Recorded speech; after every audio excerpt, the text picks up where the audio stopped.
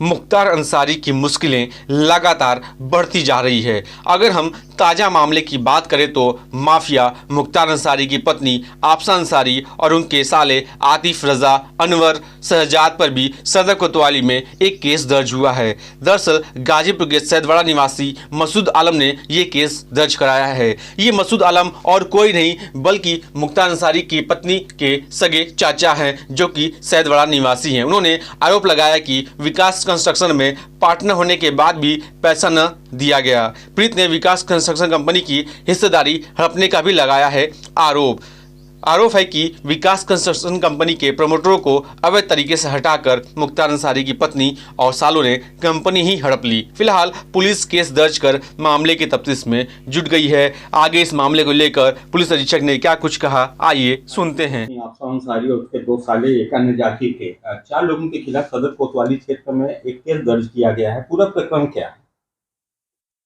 24 तारीख में एक मसूद आलम नाम के व्यक्ति हैं, उनके द्वारा थाना कोतवाली पर एक प्रार्थना पत्र दिया गया था, जिनके द्वारा ये आरोप लगाए गए थे कि उनके व उनके 3 अन्य सहयोगियों के द्वारा एक विकास कंस्ट्रक्शन नाम की कंपनी बनाई गई थी। कालांतर में वर्ष 2010 और 2012 में आफसा अंसारी, अनवर सज्जाद और वह अन्य इनके जो भाई हैं, इन्होंने धमकी देकर, डरा धमकाकर, जान से मारने की धमकियां देकर उनकी कंपनी में अनाधिकृत रूप से कब्जा कर लिया था और उस कंपनी के जो भी एसेट्स थे, जो उनके द्वारा बताया गया है कि मसूद आलम के करीब 76 लाख रुपए थे, वह अन्य के मिला के करोड़ों रुपए थे, उस पर भी इन लोगों ने एक्सटॉर्ट कर लिए थे। इसी को लेकर उनके द्वारा एक प्रार्थना पत्र कोतवाली में दिया गया था।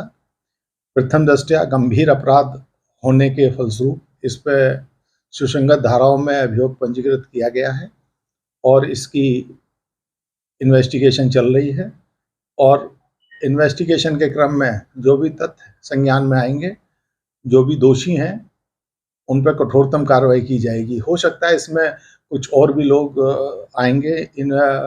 जब इसकी विवेचना आगे बढ़ेगी तो हो सकता है इसमें कुछ और लोग भी इसके दायरे में आए, तो सभी के विरुद्ध जो नियमानुसार कठोरतम कार्रवाई है वो की जाएगी। मोटे तौर पर सर, ये विकास कंस्ट्रक्शन कंपनी या फर्म जो भी थी, उसकी ये सब शेयर होल्डर थे और हिस्सेदारी हड़पने का मामला है क्या? पूरी कंपनी हड़पने का है, क्योंकि जो ओरिजिनली प्रमोटर्स थे इस कंपनी के, जो इन्होंने अपनी एफआईआर में अंकित कराया, केवल उनमें से एक व्यक्ति रहा है। बाकी सबको गलत तरीके से, क्योंकि किसी भी कंपनी में डायरेक्टर्स की अदला बदली की एक निश्चित प्रक्रिया होती है, उस निश्चित प्रक्रिया का भी पालन नहीं किया गया है। और बाकी ये सब चीज़ें अभी और जब विवेचना होगी और चिटफंड जो रजिस्ट्रेशन सोसाइटी है उससे भी इसके बारे में जानकारी की जाएगी, क्या नियम है क्या नहीं है। लेकिन प्रथम दृष्टया नियम विरुद्ध जाके उसके जो भी कंपनी की मालिकाना हक है वो छीना गया है एक तरह से।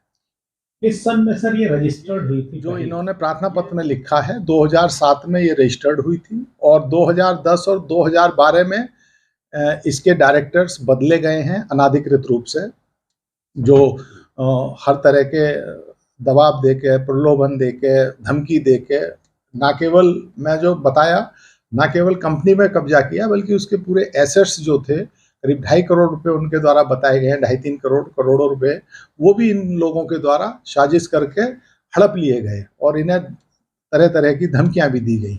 जांच सब किन धाराओं में हो रही? सुसंगत धाराओं में लिखा गया है, जो उसके एफआईआर के हिसाब से बनी है, एक्सटॉर्शन वगैरह की धाराएं हैं, गंभीर प्रकरण है। तो इसमें क्या मुख्तार अंसारी के परिवार के जो उनकी पत्नी और उनके सालों पर भी कार्रवाई?